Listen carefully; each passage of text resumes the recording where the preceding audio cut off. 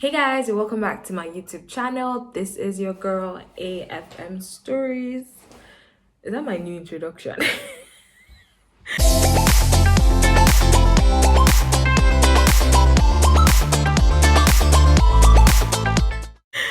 Anyways, guys, today we're talking about something that is very, very serious, hence my semi-serious attire because we have to talk about this.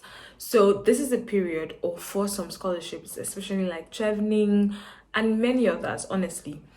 A lot of people have asked me severally in the past like few weeks the same questions.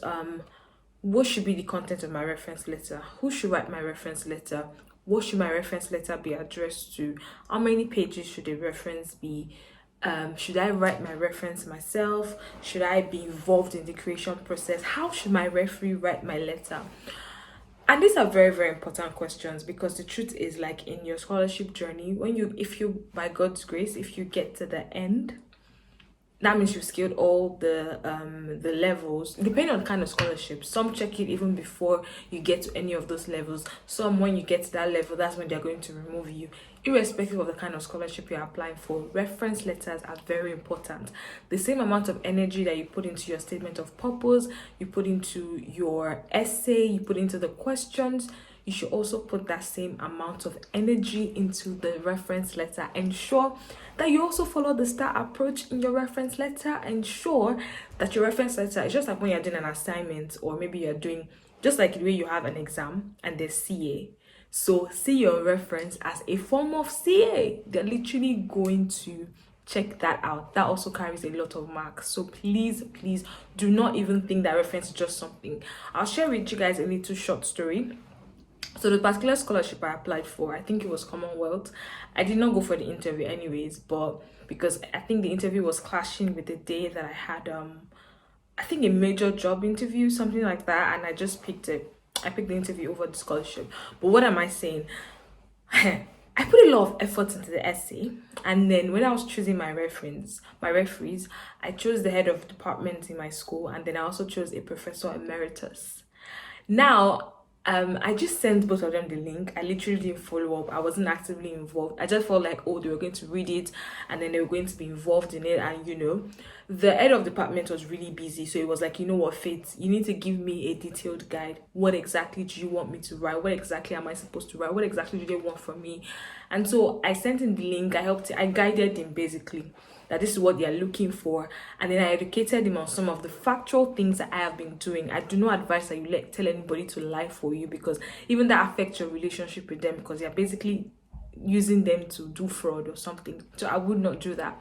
So his own, I was actively involved in it. And then the professor emeritus, obviously, I know that he has written references for a lot of people, so I didn't think there was a need for me to be involved in it, and he also didn't think there was a need for me to be involved in it. But then I didn't realize that he had writing references for like university admissions and not necessarily scholarships. I'm not even sure if he wrote scholarships. But anyways, after I submitted the application, and then he just calls me, oh, well done on the application. Do you want me to tell you what I wrote in your reference?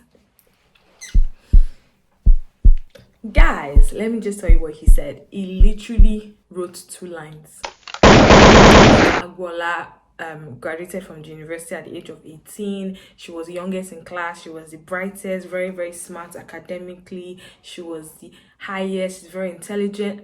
Like 2 lines. I'm not even kidding. I can't remember the exact way he put it, but that is essentially what he said. All of my professional achievements was not there. Everything I had done with my brand was not there. My volunteering experiences, my character, literally all he wrote was, oh, I was young, I was smart, and that's that. If I was literally going to go forward with that scholarship, that would have been what they would have used to remove me. So whatever you do, do not leave your referees to do it by themselves. That's like literally wrong. Now let's quickly talk about, the content of the reference. So firstly, personally, it's my own personal opinion, but I do not think your reference letter should be less than 2 pages. Personal opinion. And based on what I have seen, so because most scholarships, they'll give you like a link to the details of what you're supposed to talk about. So for example, for Chevening, there's like a guide. So you're going to talk about leadership, networking, character, achievements, career plan, academics. I don't see how you're going to use the STAR approach and be detailed about all of those achievements in one page. I personally don't see it. So I feel like between at least 2 pages. But then if you want to be brief, let's say 1.5 page. But I think 2 pages for me is good. Some people say 2 pages is too much, but all my scholarship letters were 2 pages. My university admission, 2 pages. Every single school I applied to accepted me with my 2 pages reference. So honestly, 2 pages, that's what I would advise. Now that's the first thing. The second thing is, do not leave your referees to do it by themselves. Go to the scholarship websites, check exactly how references are supposed to be written. Some of them don't even have the time to write it, like to read it. So you can go through it, maybe jot out the key points, write it for them, not the letter, but like what they're supposed to write all the things they're supposed to write, and then send it to them. You can even give them pointers. So for example, when I did this, when I did this, when I did this, when I did that. Because they don't have the time, they don't even have them. See, they're not thinking about you. Let me just be honest. They want to help you, but they do not have the time to put in the kind of effort you're going to put in if you were writing the reference for yourself. So you need to direct them on what they're supposed to write. Remind them of some of the things they know about you, and the ones they don't know, educate them on it. And then ensure that your 2 letters don't sound the same way. Like, I'm sure that the two references you're going to be using know you from different perspectives. So I used one academic, one professional. The academic knew me from my achievements, all the amazing things I had done in school.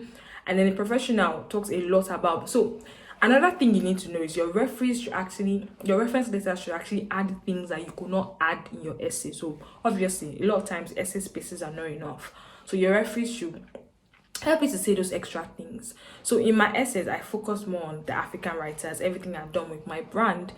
But then I've also worked in an office. I've done in 9 to 5, and that was what one of the reference God, that's what the reference letter was saying.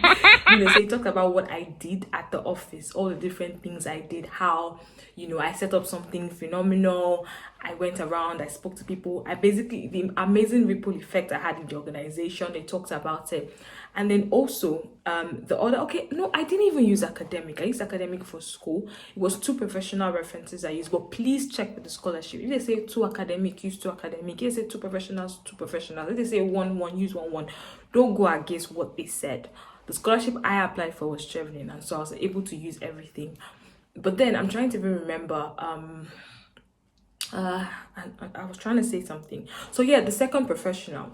So he focused on the work I was doing with my brand, and I'm not saying that you have to be an entrepreneur. Literally, as a volunteer, what did you do? What can they say that you did? Your achievements. Because there's some kind of things that you want to say about yourself. Maybe you won an award, you are this, you are that, but it will sound awkward if it's you that is saying it as opposed to somebody saying it for you.